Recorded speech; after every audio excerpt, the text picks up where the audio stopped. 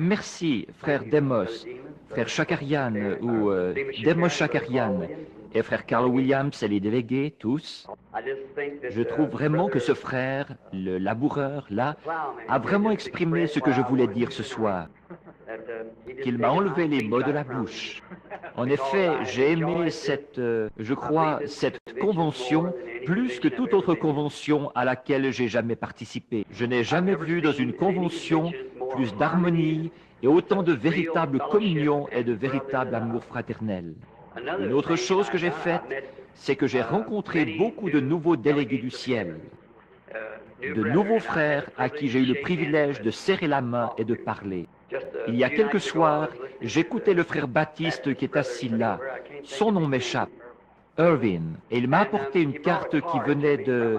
Je crois que c'est sa tante qui est assise ici ce soir. Elle garde cette carte de prière depuis une vingtaine d'années. Elle avait été amenée à la réunion mourante d'une maladie dont le médecin pourrait peut-être expliquer ce que c'est. C'est quelque chose comme la lèpre, mais ce n'est pas la lèpre. Il y a une opération, ils auraient pu couper un genre de cordon là-haut ou quelque chose, mais elle serait comme un légume, elle resterait là sans rien faire. Et pendant qu'elle était assise là, peut-être que sa carte n'avait pas été appelée ni rien, elle n'avait pas pu aller dans la ligne de prière. Le Saint-Esprit m'a dirigé vers elle. Et elle est ici ce soir en bonne santé et nous en sommes très reconnaissants.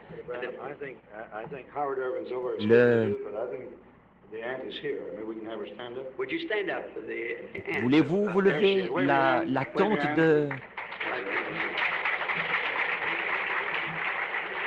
Que Dieu vous bénisse, ma sœur, pour votre foi vaillante dans le Fils de Dieu, qu'il vous garde en bonne santé jusqu'au moment où il vous rappellera à la maison, quand ce corps mortel revêtira l'immortalité. J'en suis tellement reconnaissant de penser qu'elle a gardé cette carte de prière pendant toutes ces années, là. Et ensuite, qu'on me l'ait apportée ici et qu'on me l'ait montrée ce soir.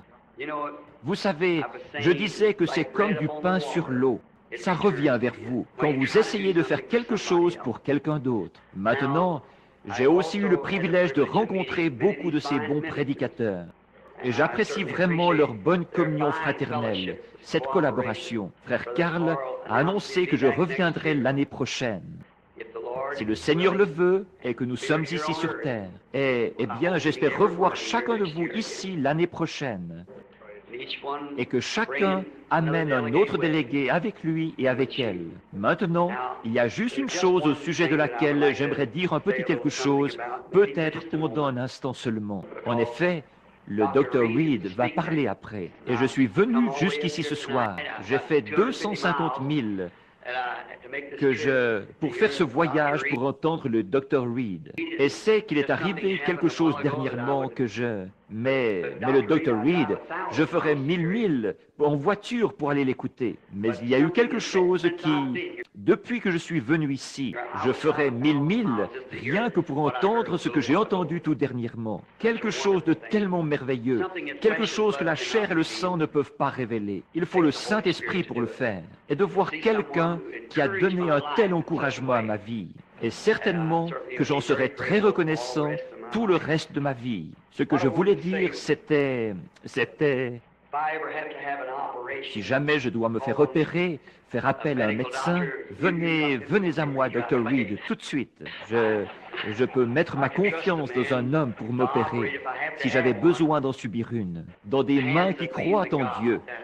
Voilà celui que je voudrais voir travailler sur moi. Et alors je veux croire que je n'en aurai jamais besoin. Mais si ça m'arrive, je voudrais que ce soit lui, ou un homme comme lui, qui fasse le travail, si lui ne pouvait pas être là. Il m'est arrivé quelque chose hier soir, ou plutôt hier après-midi, que j'ai vraiment trouvé plutôt étrange. Et je serai bref, parce que je ne veux pas prendre le temps de mon frère. Mais je pense que c'est un genre d'hommage à mon ministère. Je fais attention aux petites choses. Chaque petite chose a un sens pour moi. Je ne crois pas qu'il arrive quoi que ce soit à un chrétien par hasard. Je pense que c'est établi par Dieu, parce que Jésus a dit qu'il ferait concourir toutes choses au bien de ceux qu'il aime. Ainsi, je crois que chaque petite chose, dans l'humble petit ministère qu'il m'a donné, pour vous aider, pour aider chacun, et vous, vous m'êtes une aide. Nous nous aidons mutuellement à parvenir à la gloire. Ainsi, chaque petite chose a un sens pour moi. Et c'était dur pour moi de croire ça hier après-midi, quand je ne trouvais pas mon passage ici sur l'estrade. Je vous dis, je n'ai jamais été aussi décontenancé de ma vie. Et donc, ma femme m'a donné une nouvelle Bible pour Noël. L'ancienne que j'avais était vraiment usée. Je l'ai depuis bientôt 20 ans. Elle m'avait été donnée par les gens du Houston Gospel Tabernacle, il y a bien des années, quand j'en étais à mes débuts dans les campagnes.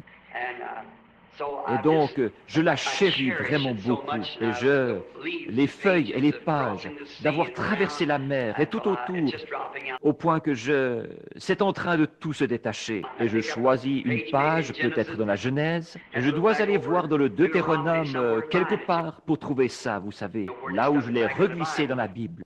Elle m'en a acheté une pour Noël. Et ça me faisait de la peine de laisser le vieux livre de côté, tellement il m'a été cher. Et j'ai dit, si je pars avant que Jésus vienne, posez-la sur moi et qu'elle descende avec moi. Alors je ressusciterai avec quand nous nous relèverons. Donc là, c'est mon opinion en tout cas. C'est comme cette petite histoire que j'avais l'habitude de raconter. J'espère que ce n'est pas sacrilège. Mais je suis allé à... Un homme me disait une fois, je crois que c'était avec frère Earl Prickett, à une réunion là-bas à New York. Et j'ai rencontré un homme, il disait, dites, qu'est-ce que vous faites avec ces hommes d'affaires, vous qui êtes prédicateur? Je suis un homme d'affaires. Vous travaillez dans quel domaine? J'ai dit, l'assurance. Là, il a pensé que j'avais dit les assurances, vous voyez? Donc j'avais dit l'assurance.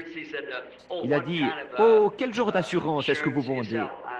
J'ai dit, la vie éternelle.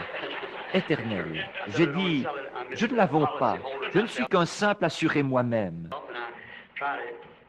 Et j'essaie de la recommander aux autres. Je me souviens d'un garçon avec qui j'étais allé à l'école à un moment donné. Et il était courtier d'assurance. Les assurances, c'est bien, mais moi, je n'en ai pas. Alors, donc, il est venu chez moi et il a dit, je voudrais te vendre des assurances. Il a dit, je connais ton frère. Mon frère est représentant de la Metropolitan. Il a dit, eh bien, il a dit, je voudrais te vendre des assurances. J'ai dit, oh, Wilmer, merci. Il se peut qu'il soit ici ce soir. Son frère, il écrit des articles dans la chambre haute. Le livre, la chambre haute. Alors j'ai dit, j'ai l'assurance. Il a dit, quoi? Et ma femme m'a regardé comme si j'étais un hypocrite.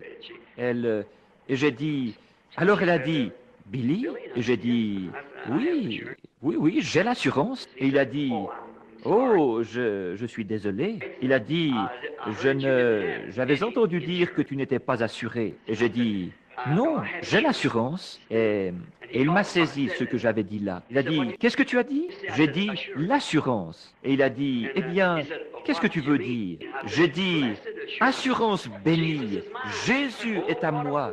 Oh, quel avant-goût de la gloire divine. Je suis un héritier du salut, acquis par Dieu, né de son esprit, lavé dans son sang. Il a dit, Billy, tu sais que j'apprécie ça. Il a dit, c'est très bien ça. Seulement, il a dit, mon gars, ce n'est pas ça qui t'installera au cimetière ici. J'ai dit, mais ça me fera sortir.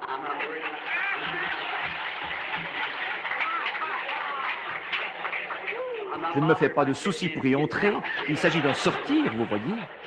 Alors je pense que c'est notre sentiment là-dessus. Hier soir, quand j'ai pris cette Bible et que je n'arrivais pas à trouver ce passage, et j'ai pris cette nouvelle Bible, j'avais lu dans la vieille, et j'ai pris la nouvelle sous mon bras, et je suis venu ici en vitesse. Et j'ai pris cet endroit, et je me disais, bon, voilà, je crois que c'était Jean 16, 21. Et ce n'était pas du tout ce passage-là. J'ai dit à frère Moore, est-ce que c'est bien à cet endroit-là?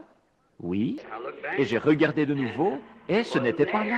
Alors je me suis dit, eh bien, ils ont une page mal placée là. Alors, mon frère ici est venu, frère Stanley. Il est venu, l'évêque Stanley plutôt. Et je ne sais pas ce que l'homme a voulu dire. Mais ça m'a tellement réconforté. Il s'est approché pour venir à côté de moi et il a dit, restez calme, frère. Dieu va peut-être faire quelque chose. voyez. Et ça m'a vraiment encouragé de penser qu'il dirait ça. Je me demande s'il s'est rendu compte qu'il a prophétisé. Mais je lui parlais il y a quelques instants, juste avant de monter ici. Moi, je suis sûr que oui.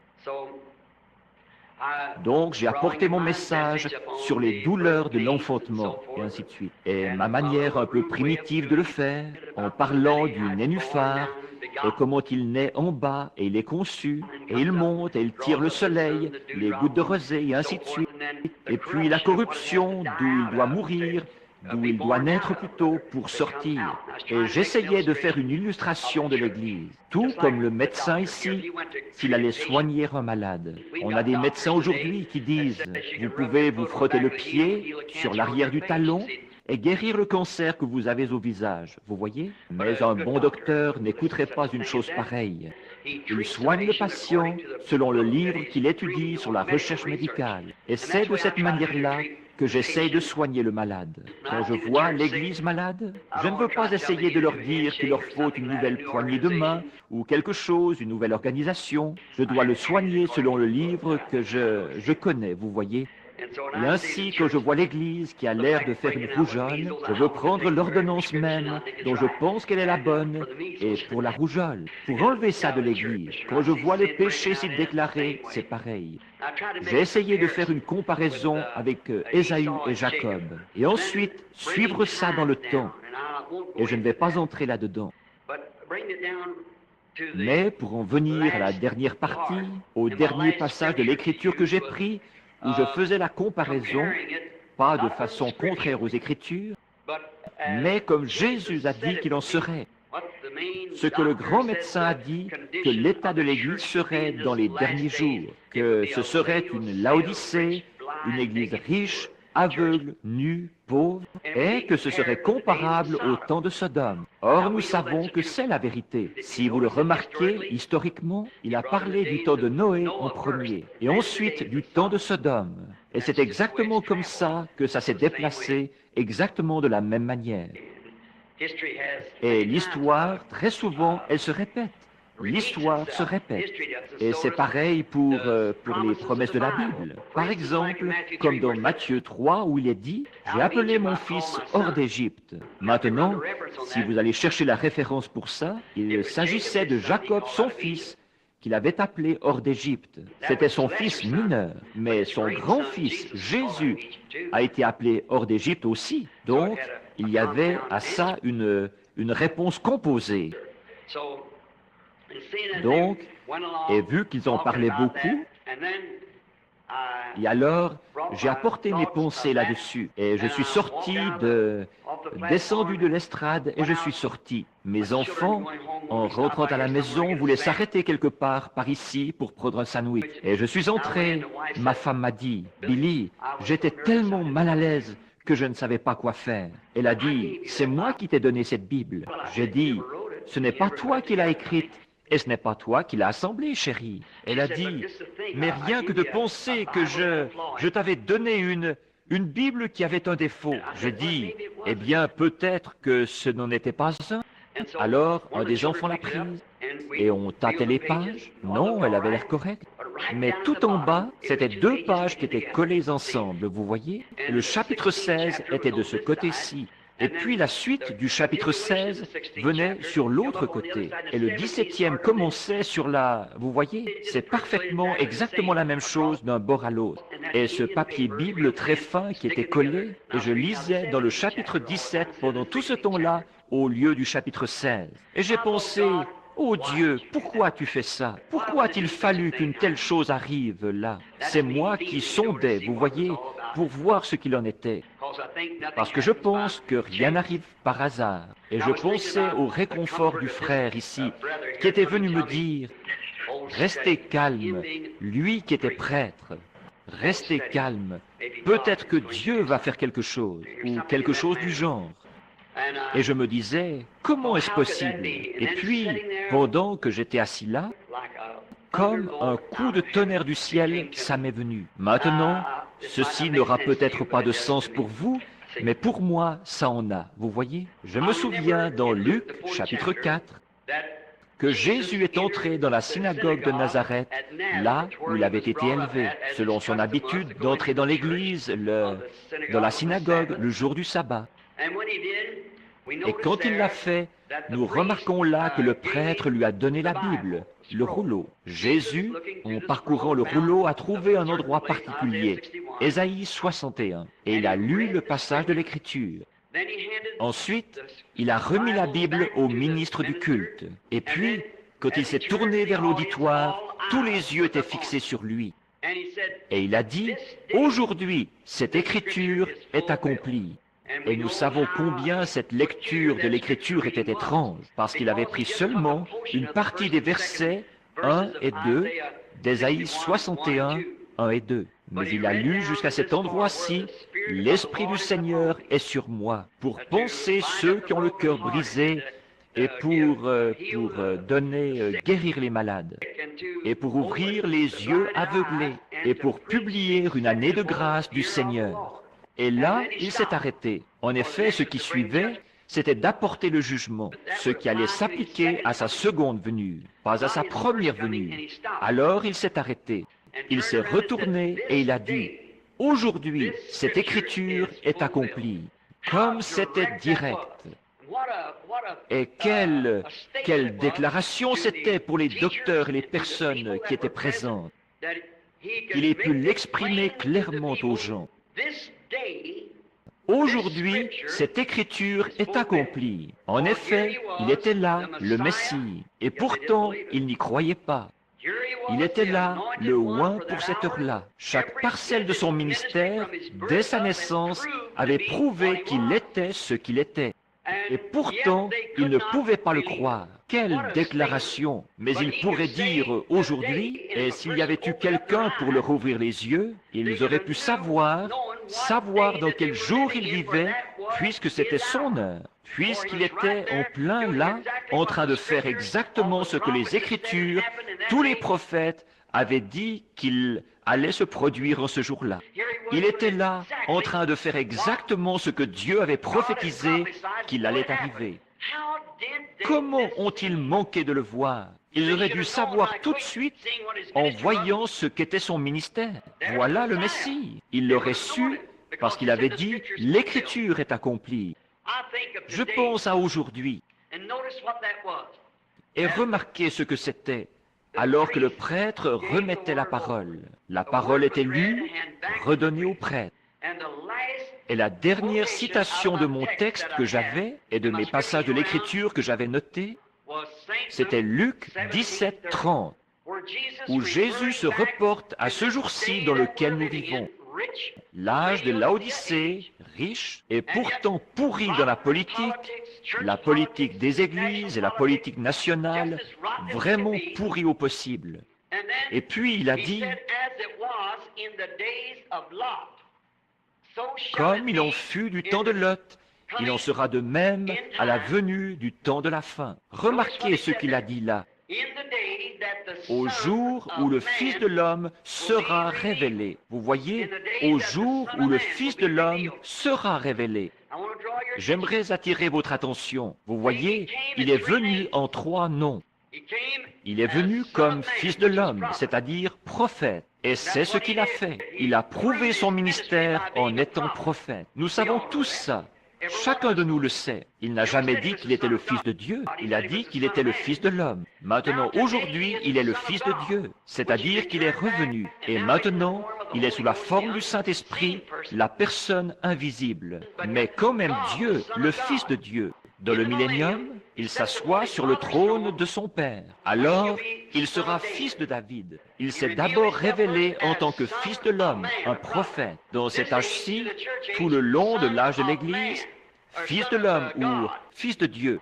Et dans l'autre âge, fils de David. 3 fils. Mais vous remarquez ici, il a dit, à la fin de l'âge de l'Église, c'était devenu un tel gâchis qu'il serait de nouveau révélé en tant que Fils de l'homme. Quand le Fils de l'homme se révèle, comme ce mélange d'hier était de circonstances, et j'espère que ça ne vous échappera pas, nous avons eu la révélation du Fils de Dieu, mais la dernière promesse qu'Abraham a eue, avant que le Fils soit rendu ou amener à l'existence celui qui lui avait été promis avant que le Fils promis arrive.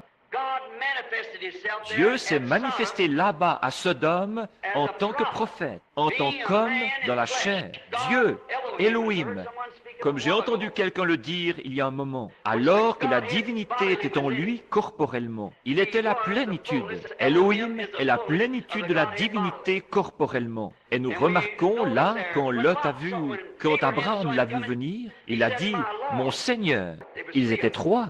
Et à Sodome, Lot en a vu deux, et il a dit, mes seigneurs, manque de révélation. Donc, remarquez ce qui s'est passé ici. Quand il est arrivé, comment il s'est fait connaître. Est-ce que nous ne pourrions pas, est-ce que je ne pourrais pas dire ceci, si seulement j'avais été vigilant? Vous voyez, le frère a prophétisé quand il m'a dit ce qu'il a dit. Aujourd'hui, observez ce qu'il a fait tout de suite après avoir lu ce passage de l'Écriture. Au jour où le Fils de l'homme, pas un homme, pas un être humain, le Fils de l'homme se révélera de nouveau parmi son peuple. Aujourd'hui, cette promesse-ci, de cette heure-ci dans laquelle nous vivons maintenant, est accomplie devant nos propres yeux.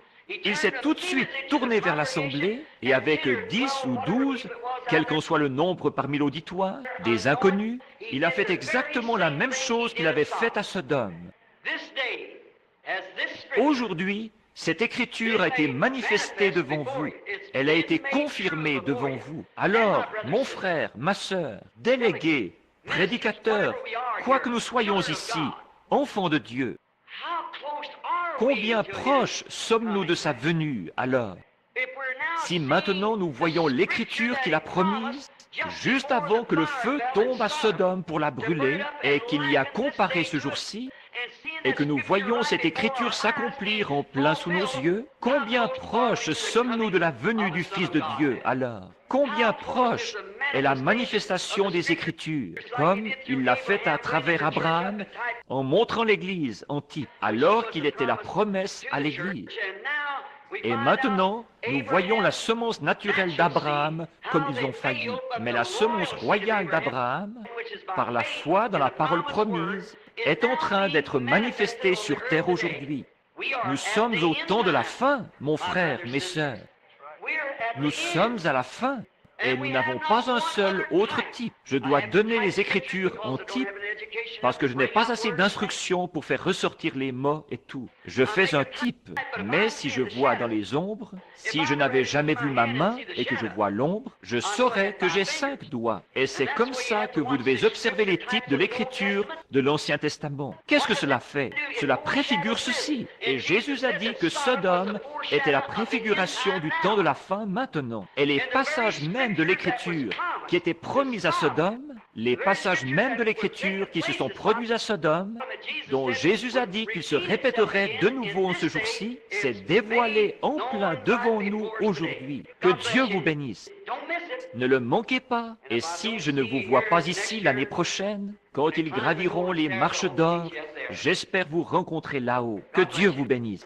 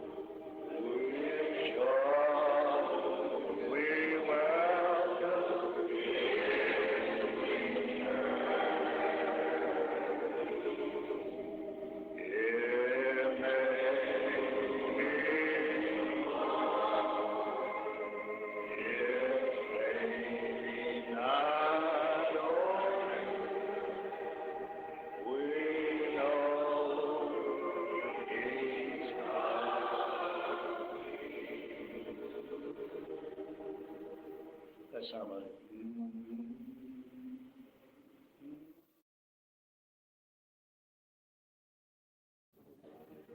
Keep thy hands upon each one of us here, Lord. Protect all of us. Thou art coming soon. And may we be bold and witness as never before. He's come.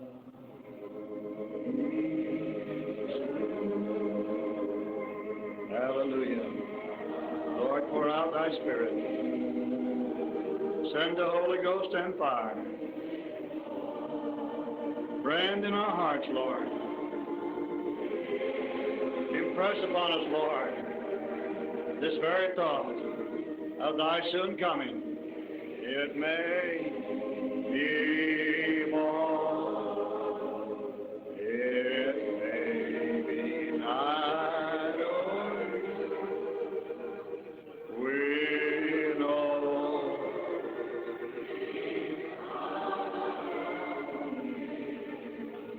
Would you lift your hands, everyone, lift both hands, worship the Lord. Let him saturate you with his mighty power, with his Spirit, and reveal to you exactly where we are in your heart. Oh.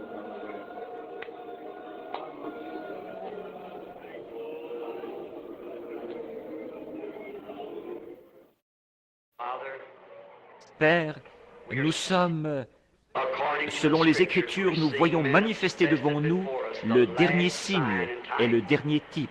Les paroles de Jésus-Christ ont dit qu'il en est ainsi, tout comme il en était à Sodome.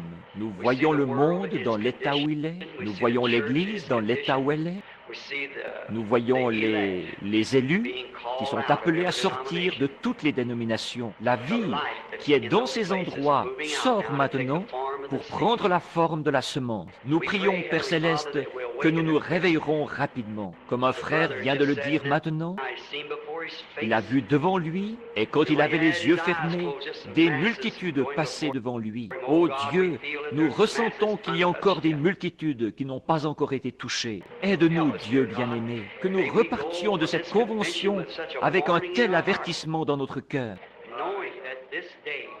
en sachant qu'aujourd'hui, l'Écriture est accomplie. Au nom de Jésus, Amen. Hallelujah. Our editor, Jerry Jensen, would you come up here? His mother-in-law is unconscious right now. He just got news. And they're ministers of the gospel, Foursquare Ministries. Would we just, I know he's very heavy-hearted and Est-ce qu'ils sont ici? Non, ils sont à Los Angeles, dans le coma. La distance ne change rien pour Dieu. Il est omniprésent. Il doit l'être pour être Dieu. Certaines des plus grandes choses que je sache qui ont été accomplies dans mon humble ministère à moi, c'est par le téléphone ou quelqu'un qui appelait. Des grandes choses se sont produites. Accordons-nous pour demander à Dieu de guérir ces gens qui sont malades. Bien-aimé Père Céleste, nous les amenons dans ta présence par la prière. Nous savons qu'un soir, il y avait un apôtre qui avait été coupé de toute activité là. Il était dans une prison et il allait être décapité le lendemain. Là-bas, dans la maison de Jean-Marc, ils ont eu une réunion de prière. Et au fond de ces cachots est descendue cette même colonne de feu qui suivait les enfants d'Israël, ou que les enfants d'Israël suivaient à travers le désert. Elle est entrée là à cause de cette réunion de prière. Et elle a ouvert chaque porte. Et elle a fait ressortir l'apôtre dans la rue, libre de prêcher. Nous comprenons que ces prédicateurs, ces gens qui sont missionnaires, sont enfermés maintenant. Ils sont même dans le coma. Seigneur, tu es le même hier, aujourd'hui et pour toujours. Entends notre prière ce soir, ô Dieu. Tu as dit, quand vous priez, croyez que vous avez reçu ce que vous avez demandé. Cela sera accordé. Seigneur, nous croyons et nous prions qu'au nom de Jésus, tu les guérisses, Seigneur, pour ta gloire. Cela a été dit, demandé, maintenant que ce soit accompli. Amen. Que Dieu vous bénisse, Ted. Croyez avec lui. Thank you, Brother Branham. Praise God. I'd just quickly like to have the men stand up. Brother Argenbright, the International Directors, stand up, Brother Minor. Jack Moore, stand up. Clifford Ford, Thorfinn from Seattle, Charles Colonel Young, Andy Christopherson, Turlock, Casper Engler, I can name him from Hawaiian Islands. How he blessed our souls through the love him. Our U.S. Ambassador who served as the 7th President, Bill Rowe, William Rowe, God bless Rowe. Dr. Reed, one of our directors too, God bless Reed. Earl Prickett. And Brother Branham was given an honorary membership, life membership, fully on his name. One of the few that was voted on by the Board of Directors many years ago. And Carl Williams, we love him so much. And Henry Krause, the plow manufacturer. Jewel Rowe, our Secretary Treasurer. Farmer, Frank Folio, International Director. And I can't, Frank, would you, I can't. Oh, Brother Derek Prince, how we appreciate his ministry. And it's so wonderful, and so much. Dr. Stingley from the Catholic, Eastern Catholic, Brother Howard Irvin, so you're back there. Howard Irvin, and we just had your, was it Aunt? We just had her stand up a moment ago, Howard, while you were with the young people. And I'd like to see that picture, Brother Branham's, 20 years ago. Brother Norwood from Kansas City. Brother Vince Smart from Colorado. Herbert Bonham from Los Angeles. He's one of the directors of Los Angeles chapter. He's done great work there. And Ted Weiss from Passionate sitting over there. Corner, did I? Art Wilson here. We didn't have a place enough here for him, so he sat with all the ladies. And all the ladies here are directors' wives and all you wonderful people. Did I miss anyone else? Some of the other directors had to go home yesterday. They're all on and several others had to leave. So let's see these men. We appreciate all their efforts.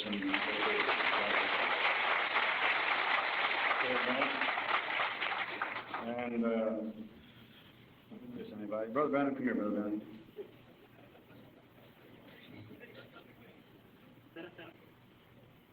You recognize that fellow? Frère Demos. Non, monsieur. Bien du changement depuis ces jours-là, frère. He was a very handsome fellow, and he's still handsome, Brother Branham. That's a nice picture.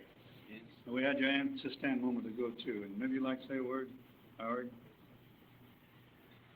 Between 12 and 15 years ago, Aunt Edith was healed of Raynaud's disease, which I understand is medically incurable. I don't know whether Brother Branham told you the circumstances, and I wonder if I might take just one moment to do so. This is her card that she got for the healing line. She never got in the healing line. She was seated in the second row in the auditorium here in Phoenix. Brother Branham had preached his heart out, was just too exhausted to pray for people, but suddenly looked down at her, looked directly at her, and said, "You can be healed if you want to be." And she went out of that meeting healed and is still healed. It was an incurable affliction, wasn't it? Yes, I understand that the disease was incurable, and our physicians here will check me. I'm a layman at medicine. But I understand that it's a disease of the nerves that affects one similar to leprosy. The nerves choke off the blood supply, and eventually the fingers just rot and fall off. There was one medical operation that the surgeon in the East told them they could perform, and that was to cut a nerve up in here, but if they had, she'd have been a vegetable. But God, by his mighty power, has healed her, and she's healed today. Let's just have her stand up again back there. Would you stand up, Eddie? There it is. 20 years later, 15 years. 15 years later.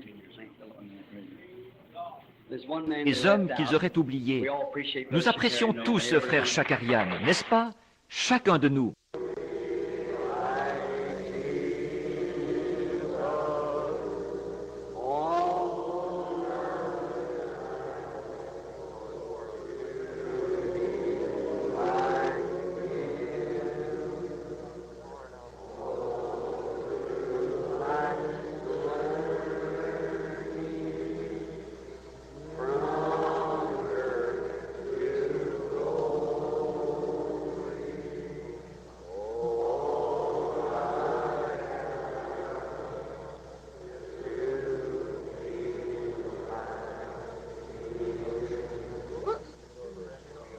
Let's pray.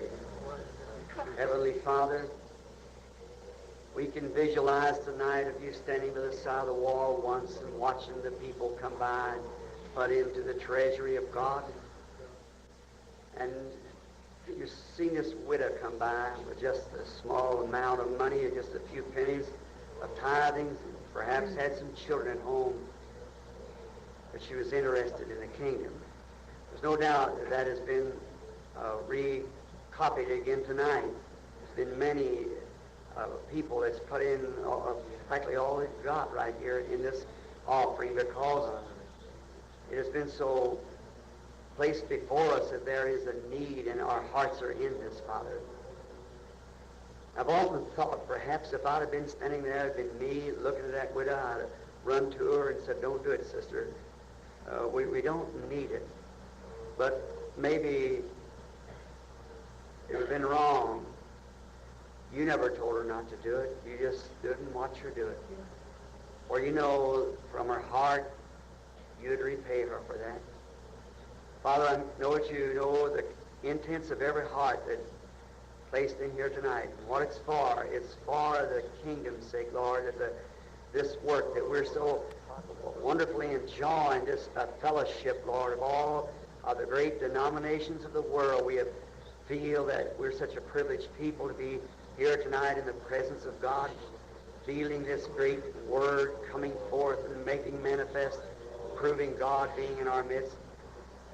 God, give to each and every one here as they have need. We pray now that you'll bless the offering for its intended use. We ask this in Jesus' name. Amen.